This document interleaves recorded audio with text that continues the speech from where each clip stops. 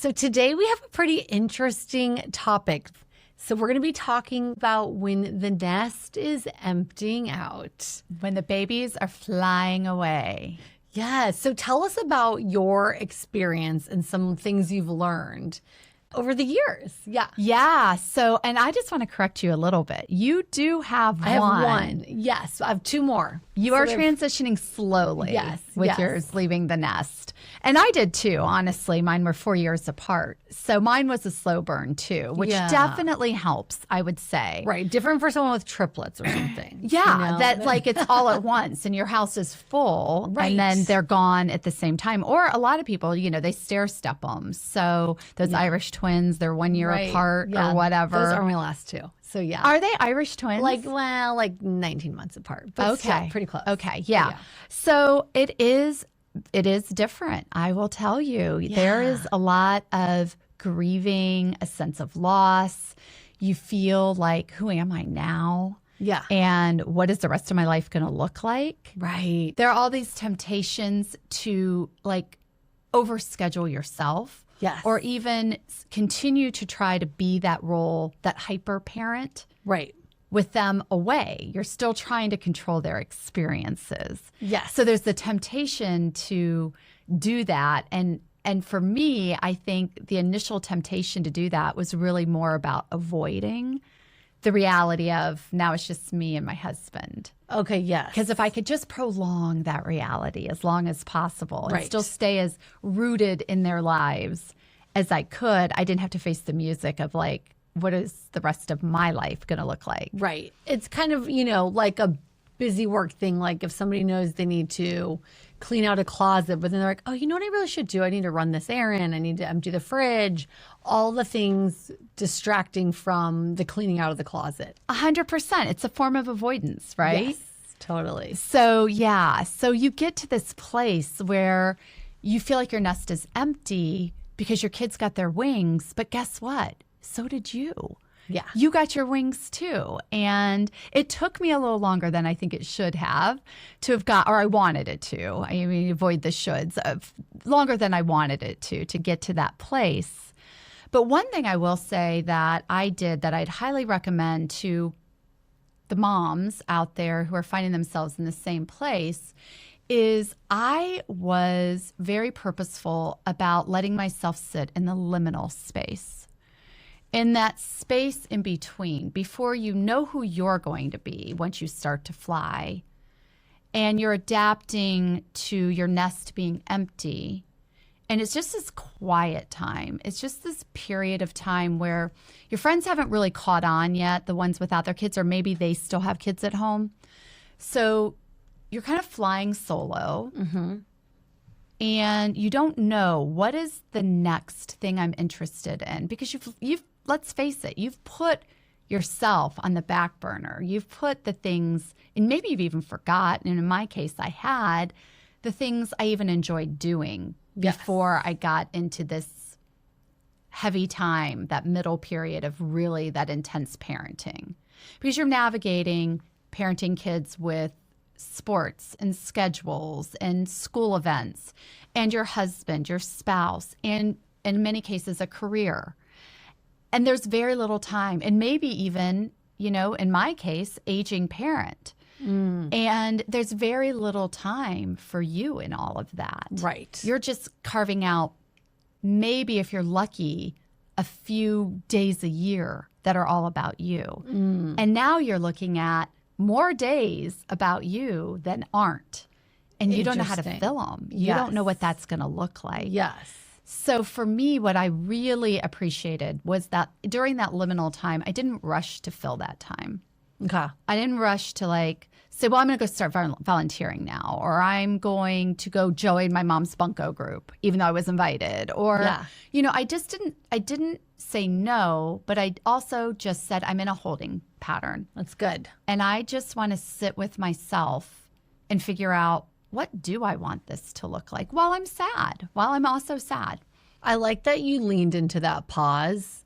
And I know for any listeners out there that have younger kids, I remember feeling this same way. And obviously, when kids are leaving the nest, it's such a bigger magnitude. But when my youngest daughter went to preschool, I was so not used to having a sidekick by my side every day I was off work. And, I liked to have a lot of fun with my kids. So we'd like go to the mall and play with puppies. And then we'd go to the rec center and go swimming. I mean, all these fun things. And suddenly I was by myself for a few hours. And then when she went to kindergarten, that much more, because our town does full day kindergarten. And I actually, we tried to have another baby. And then we also, I remember being at work, my salon, and I was like, I think I might become a yoga teacher. And this one client that's very wise was like, or don't, or just be. And I was like, oh yeah, okay, that's good. Yeah. I needed that pause. It's easy to fill that time with other things. It's such a good point because it is so, and we literally live in hustle culture, yes, right? So American. It's so American. I've got 5 minutes to myself. Right. I've got to fill it with something useful. I've got to make myself earn it. Right. Right? Yes. And the only way we feel like we can earn it is if somebody else is doing it with us or, it's still serving a purpose. I'm connecting with my girlfriends. But when we make it all about us, that's very uncomfortable. And we want to avoid that. And I do think healthy people have mastered it. I think some people are really good at a pause, quiet time, relaxation time. They have found a balance. But I think a lot of us are just overachieving, overstriving, anxious, worried about something in the future, and therefore hustling for that. Well, and why do we hustle? So where are we getting our worth from? I think the healthy people are the ones who have been able to separate their identity and their worth from what their children do or what they produce in the world. Right. They realize, I'm enough as I am. Yes. And I don't have to do those things. That's good. And getting to that place is where some of that work can be done during that liminal time period. Yes. I love this word, liminal. Yeah, I don't know. I take the word liminal also. I think it's a good word. I've never used it, so this is a big day for me here. Permission to use the word liminal. Bringing liminal back. Everybody, let's just work it into our vocab and let's see if it catches. Let's see if we start watching TV and all of a sudden they're saying liminal. It started That's right what here. I'm saying. That's right. But, I don't think we give that enough credit. I think we feel like we're wallowing. But also, feeling sad doesn't feel good. We don't want to feel sad. Yeah. And is that how you felt when the girls left? Yeah, Sad. I felt sad. I think you go through this phase where you start to second guess everything, right? You start to go, did I do everything I wanted to do? Did I teach him everything I wanted to teach him? You hear that stat that, I just heard it today and it almost made me want to cry again. It was Jay Shetty did a commencement speech and there was a short of it on YouTube and it's really good. But at the end of it, he's telling the kids, you've already spent 90% of the time you will ever have with your parents. Wow. So make sure you stay in touch with them. Aw. And that's true. Wow. It's true. Unless they're coming back home and living with you forever, which I don't think that's what any parent's goal is when they're raising their kids, even if that is a reality for a short period of time.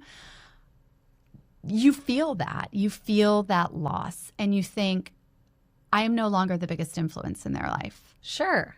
And nor should I be. Right. Nor should I be. That's, but when I was, did I get the job done? Are they going to have the values, the ability, the resiliency, the common sense to be able to make it in this world? And if I could go back, what would I do differently? And you just start to have all of these thoughts. And you have to stop that thought train for one thing, because it's a train going to nowhere. Because the fact is you can't go back. Right. And that's what I had. But I needed the liminal time to not keep letting that thought be intrusive for the next 5 years. I needed to allow 1 or 2 months to just sit with that and go, okay, Peggy, but you can't. That's where I ultimately got to, is that time that you've done everything you could do. Yeah. And don't you think, on a faith, spiritual level, well, one, I think we have a lot less influence than us as parents actually think. they've got friends, teachers, coaches, friends, parents, on and on and on. And then they have their own thought patterns that they have just innately in them, and whether they choose to keep that or change that And thought social pattern. media. And social media, huge one. But I think that's also where we just have to say, like, all right, God, universe, whatever you want to say, ball's in your court, do what you do, and we can be prayerful parents and encouraging parents and amazing cheerleading parents. And then we just got to, just trust the process. We do. And that was one really big one for me is I had to learn to trust these humans I raised. Yes. To do the thing. That if they were going to make a mistake, which to me is all part of the growth process, but That's good. if they were going to make a decision that probably didn't serve them as well. Sure. And there was a lesson to be learned there, that they would learn that lesson and they would have what it took to bounce back, and I didn't have to step in and save them. Yes. Yes. But knowing I was there if they needed it. Of course. But not inserting myself for fear that they would fail, because I was able to separate my worth from their activities, from their results. And so in doing that, that gave them the freedom to fly. Yes. And it also gave me the freedom to fly. Right. Yes. And I have heard, just in talking to clients over the years, sometime there will be like a mom or maybe a dad, I've only heard of the moms like this, that it's like their total happiness is dependent on the kid, their adult child. And so then the child has all this pressure to like show up whenever the mom needs, perform whatever, do this, like they're living to make their parent happy, which I think is so messed up. Your child should not regulate your nervous system. Exactly. So I think it is very healthy that like your kids are getting these wings and going, and you're getting some new wings and going, and everyone's going, and we're just going to hire someone to clean the nest. Right. Right. Exactly. And speaking of that, that's during that liminal time, rearrange your nest. Oh, I love it. Good. Let's start getting some tips. Yeah. Give me some tips. Okay. Make that nest everything you hoped it would be.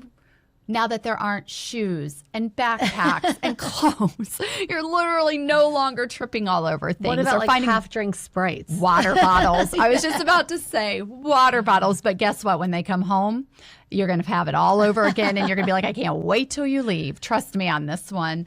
But yeah, use that time, like that liminal time. Yes. Make the dream list. Dream big. Mm-hmm. I've got the next 20, 30, hopefully maybe even 40 years ahead of me. Yeah, for sure. For me and my husband, or just me if you don't have a partner or a spouse. Right.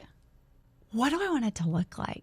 Yeah. What is that going? And dream big. Dream small and big. Do I want to join a mahjong group? Do I want to be in euchre club? Do I want to get in a book club? Do I want to just start reading again? Because I used to love to read, and I haven't read a book in years. I've started them. I haven't finished them. I've got a to-be-read book that is just floor to ceiling, list. Totally. And so circle back to that. Where are all Right. the places you wanted to visit? Yeah. And you couldn't go. Right. One of my clients, she has older children that are grown, married, having their own babies. And then her husband sadly passed away from health issues more recently. And she had gotten together with some friends. And the one friend was like, gosh, I'd love to hike Mount Kilimanjaro. And she was like, let's do it. And this woman is 65. And I just love it. And she is fit and active and a doer. And I just thought, yes, like go for it. Like make a crazy wild dream. And I think they're going to take a year to do whatever prep they do for that kind of hike. But I'm like, perfect. I think it's so fun. I love that. Yeah. I love that so much, because who would have ever even thought while you were in the middle years raising these kids, you were going to at 65 go climb Mount Kilimanjaro? And parents, here's the thing. You think, oh, I don't have any influence over my kids anymore. What? What is that example you are showing these beautiful young adult That's humans right. Beautiful. that can be their reality someday? Yes. And you're teaching them your life actually doesn't revolve around them. Right. And you trust them Right. to go live their lives. Right. Because I have these new exciting things going on. Yes. And it gives them permission in their adult years later after their kids are grown to go and create their own amazing experience to share with their family. Yeah. My kids come home now and they're like, wait, you don't even have time for me. I'm like, I mean, I will make time for you, but I am living a life. My oldest daughter stalks me. She has my location. She stalks me. She's 25 or almost 25. And she'll be like, why aren't you answering? I can see your location. You're at DLM. And I'm like, girl, I don't want to talk to you while I'm at the grocery. I don't want to. I don't need to talk to you right now. Answer that phone. I know. And they think you should still be at their beck and call. And the best thing you can do is to show them, no, I trust you to live your life.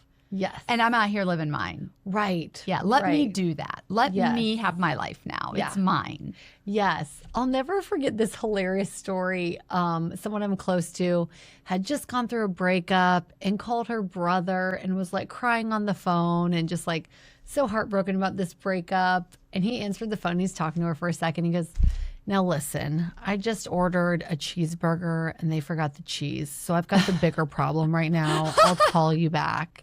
And I felt like, and she was like, okay, you know, and I just loved it because to me, her brother was saying like, we're going to get through this. I'll be right back with you, but pump the brakes on the breakup talk. Well, and you bring up a really good point because here's the deal. And I remember this from the first year of Caroline. Not Sarah as much because she just... Pam, Caroline, and Sarah are Peggy's daughters. Yes, thank you. Thank you. But Caroline would call, you know, like if something was, I mean, she'd get, you know, break a fingernail and it was literally the end of the world. We, you know, and every minor inconvenience in the beginning, she had to be forced to figure out the resiliency, and she's done that beautifully. But in the beginning, you want to rush and fix everything. Oh, the Sure. food's not good? Let me send you money so you can go out and go get a Starbucks or go get, you know, you want to fix everything for them because you don't want them to be uncomfortable. But that's where the growth is. And why don't you want them to be uncomfortable? Does it make you uncomfortable? And if so, why? Because that's where your growth is. And I literally had to get to the point where I was like, this is not the end of the world. This is Right. normal. Right. College food can be crappy. You might have to walk. You have 8 different food halls you can eat at. Yeah. I know the most convenient one isn't the best one. Guess what? Walk 5 minutes further. Right. This is not my problem. Right. Figure it out. Yes. Yes. And so we had to have a lot of those conversations, but I was not going to overparent in that situation. And overparenting, I'm going to challenge you if you are in the early phases or getting ready to be into the phases of being an empty nester or getting your wings. Overparenting often is a form of avoidance for the things in your life that you've delayed. You've kicked it down the road. You've kicked that can down the road. I'm going to worry about my marriage later. I'm going to worry about my weight issues later. I'm going to worry about my money issues later. And you just keep kicking that can down the road. And as long as I've got this other thing, this worthy thing to invest my time and my energy in, I can get away with it. Yeah. And you can still do that when they're still this young. Right. You can still get into that, I'm going to overparent. But overparenting is overstepping. And you are actually holding your child back Yes. because you're using them as a shield. And so that's not fair. It's not fair to them and it's not fair to you. And it's time to face the music. If you've kicked that can down the road, Yes. no better time than now because you're not getting any younger. Right. I don't know if I shared this on another podcast, but one of my clients told me this thing and I thought it was really good. Parenting, there's like 3 different stages. When they're little, you're the cop. You're saying, don't do this, good, bad. Like, you know, we don't touch hot stoves. We don't run in the street. You're the cop. A little bit later, like maybe middle school, high school, you are now the coach. You're encouraging them like, yes, you should talk to your teacher and see what it's going to take to get that B to an A. Yes, you should say, why didn't I get more basketball playing time? How can I do better? You're coaching them to go do their thing.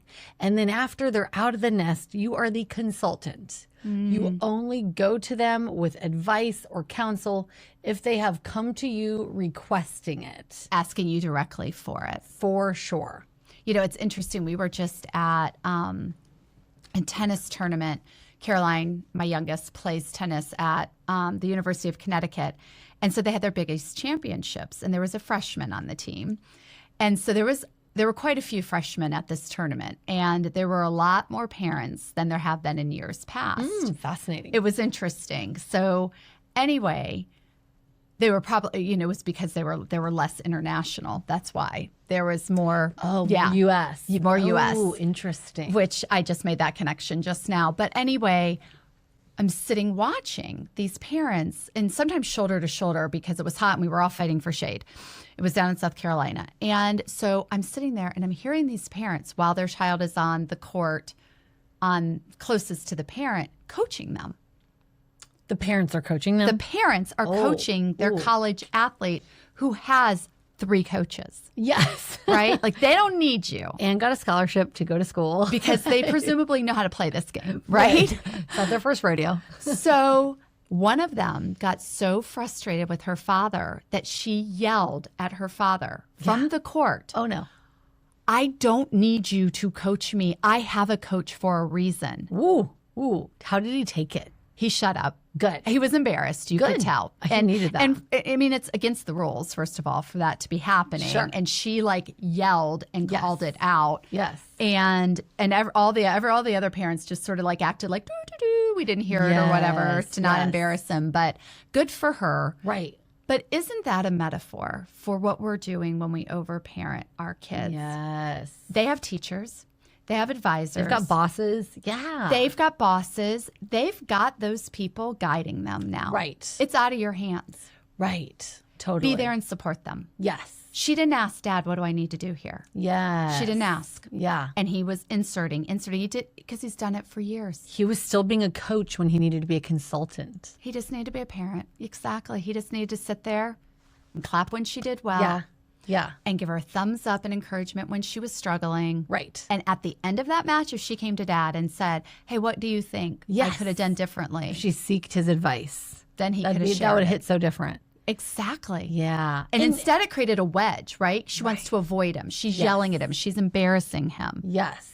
And you could see the kids who had great relationships with their parents. Yeah. And kids who wanted nothing to do with the parents that were there. Yes. Yes. And the parents that were over-inserting themselves in their child's process while they were playing or before they played are the ones the kids didn't want anything to do with. Gotcha. They want to be independent. And they want you to be independent as much as they act like they still want you at their beck and call. Right. It's interesting because our daughter that plays golf, who freshman but was on varsity, they have strict rules that the parents are not allowed to coach the kids. Like not even 2 words. We have those same rules. Oh, is it the same? Okay. Oh, yeah. No, This it could have guy been when just she did that. overstepped. When she did that, because he was saying it softly. Oh, okay. And there are officials that sit in chairs oh, I believe on it. the court. Yeah. And in fact, I almost got a penalty because I was a little of an obnoxious cheerer. But they will say something like, this is your warning. You can get a point penalty for your child. And that child still chose to call her dad out. Wow. She would have rather to have risked a penalty than to let him still sit there and insert himself in something where she wanted to be independent. I think that's good. I think that's good. Okay, Peggy, so let's get to a few snippets about this. Some tips. Okay. My first thing is once you're out of the liminal space, right? Okay, Or even maybe while you're in it, you're already cleaning out the house, you're reorganized. Don't clean out their bedrooms. They're still going to come home. Like, don't go that far. Although I am at the point now where I am ready to turn a room into my own closet. But is it going to be a surprise, though? She's just going to come home and be like, oh. Look, my rule is if you aren't here at least 1 month out of the year, you have lost square footage in this home. You no longer have dibs on any square footage. It's mine. So I won't mess with your bedroom, but I will take back the extra bedroom that was your closet to become my own. Fair. I mean, my 25-year-old still has 2 bedrooms in our house. No, I don't think so. Right. Times are changing. Right. I live here full time. You no longer live here full time. Yeah. Not even part time. So Shop you don't that closet. Yeah, shelf that exactly. closet. I'm claiming it. But, and I have shopped it, actually. Good. It's lovely. Good. But now start to fly.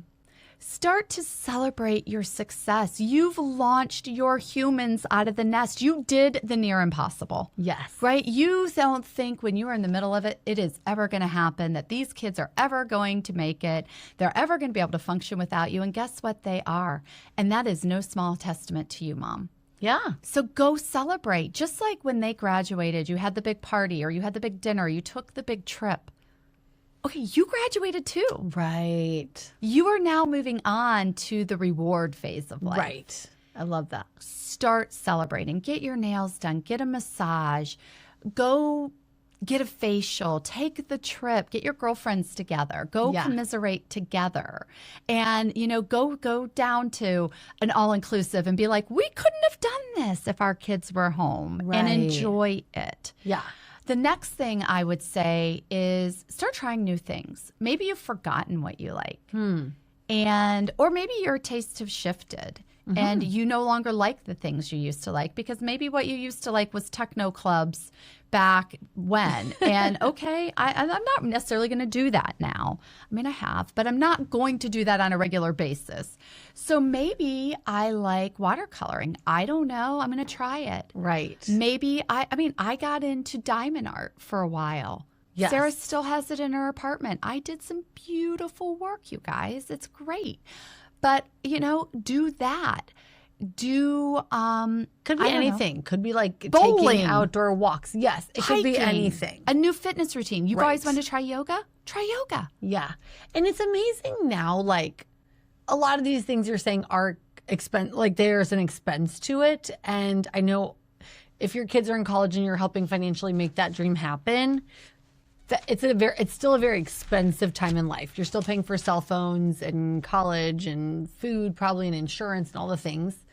So don't forget the magical thing about living in this era right now. Like you could get on YouTube and learn to watercolor or learn to do calligraphy or Google the best hikes in your area. You know what I mean? Like there's ways to do these things. You can take day trips. Yes. And just so it can be as lavish and expensive or as affordable, whatever you want, but it's all out there and you might as well try lots and lots of things because the time is here and now. But I do want to caution you, don't use excuses as a reason to not pursue these things. Because guess what you aren't doing? Your grocery bill has gone down quite a bit. Good. Love this. Right? Yes. There's no more, all the extra gas for the cars, done. You don't have that anymore, right? I need to hear this because I'm in my expensive era with my kids. No, it actually, I know you're trading potentially one expense for another, but more than likely you have saved to offset some of those college expenses and or they're doing student loans. True. Fair. And your home, you do feel some of those financial constraints start to loosen. Oh, it's nice. And you do have a little bit of extra money. You aren't buying clothes necessarily to the same degree. Now, if they've done sorority or fraternities, you're probably going to have some expense there. Sure. But it's different. They're getting part-time jobs now. They're starting to make some money. Yeah. Make them use it. Right? Yes. Like they're adults. They need to figure out how to start managing their own money. Right. So make them use it. That's good. Our rule was always we will buy your basic necessities. If you need, your shampoo, your deodorant, even face products, those types of things. But then things like getting your nails done, things like eating out at Starbucks, that kind of stuff, that's on you. Now, what would we do? Halloween, we send a gift card or we make a deposit into Venmo or, fun little things that are treats, like go treat yourself. Sure. And anytime, and that made our visits to campus so much more special. Right. Because when we got to campus, it was like, we're going to take you anywhere you want to go. Bring all the friends you've got. And when they come home, same thing. We make it really special. So I disengage while they're out there trying to adult on their own. But when they are home or I am with them, I want them to want me to be there. Yes. Because guess what? You get to live this life you didn't get to live without me there, Right. making this special and making our time together very special. That's good advice. Yeah. Yes. So Okay, keep going. So what? I think I already said, create your dream list. Yes. And then date yourself, your friends, your spouse or partner. Get back into romanticizing your life. Make moments special. So don't just hole up in your house and watch Netflix every night and eat ramen noodles, right? Yeah, that sounds No, sad. it doesn't sound great. I mean, who wouldn't be sad if that's the Yeah, reality true. post-kids? True. And if that is the kind of life you're living, you don't have to. Right. Take control of that. Yeah. And you don't have to go out every night. My husband and I don't go out every night. Right. But we do. We've started a routine we never had in place with our girls because we couldn't. We were too busy. Where we go to brunch every Sunday. Nice. Somebody invites us to do something. It is a hard no on a Sunday morning because we are going out to brunch together. Fun. Even when we travel, Sunday is still brunch day. Yes. And that is just what we do. Now, we might go out and do other things during the week. I think we're going to go out to dinner tonight and all of that. But we know Sunday is our connection day. Love it. It's always just you two. Always just us. Cute. Always just us. Now, the girls are home. They do come with us, but we don't make plans with friends. Yeah. It's not like I would go, Marci, how about you and Cam meet us for brunch? If you and I are going to do something, we're going to wine night on Friday night at Whole Foods. We're not going to our brunch on Sundays because that's our time. Gotcha. Nice. Yeah. I love that. And then we grocery shop together, which sounds so silly, but it's actually a really lovely thing. We'll go to Trader Joe's and we pick out the fun foods we want to eat for the week because that's the other thing. You can eat whatever you want. True. Whenever you want. You don't have to worry about keeping what the kids want to eat. You're not at the mercy of one more chicken dinner because they hate this, this week or whatever. You get to do whatever you want. So go find the fun foods and try them. That makes sense. Yeah. That makes sense. It's a lot of fun. So the other thing. What other things? Yeah. When in doubt, you want to invest in yourself. So let's say you aren't coming up with anything. You just don't know. Okay. Who am I now? What do I want to do? I don't know. I'm out of the liminal time period and I still haven't figured it out. Okay, start with you. Start with your health. Do you start shifting? Okay, I want to not eat as much sugar. Or I've always been wanting to give up meat and try that out. Or I think I'm going to go to that yoga class. Or I think I'm going to start hiking. And you invest in your health. I guarantee you, when you invest in taking care of yourself, the rest will follow. Oh, it's good. It just creates the space. It Yes. just does. And the very last thing is enjoy this time. You're not getting any younger. Your kids aren't getting any younger. This is a really fun phase if you can lean into it.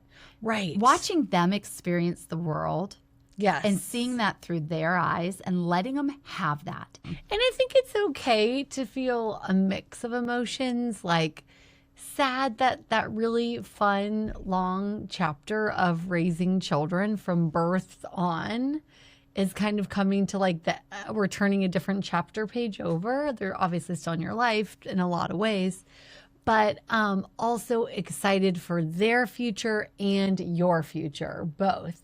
So I just think hold space for both, If you can lean into just the excitement of the unknown, there's so many beautiful moments ahead of you you don't even know. Yes, I agree. Just lean into that instead of the grief of what was. Yeah, and instead of the fear of what you're not going to see, what you're not going to control, there's all those things, and anxiety always lives in the future. We talk about this in life coaching. It's always in the future. It's never in this present moment because right now we're just fine.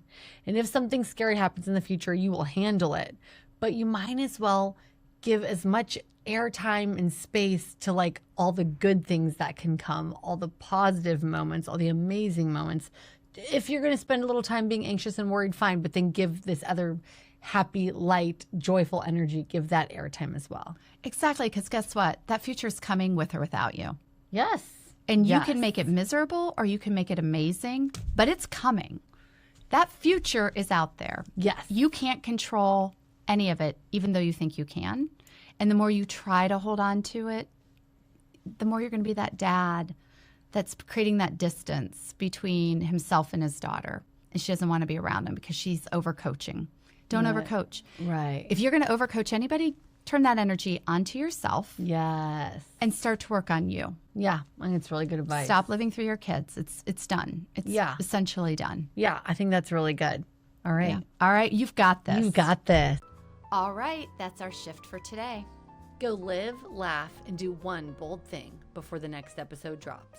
Follow us at No More BullShift and keep the conversation going. Because if you can't laugh about it, You probably still need to shift it.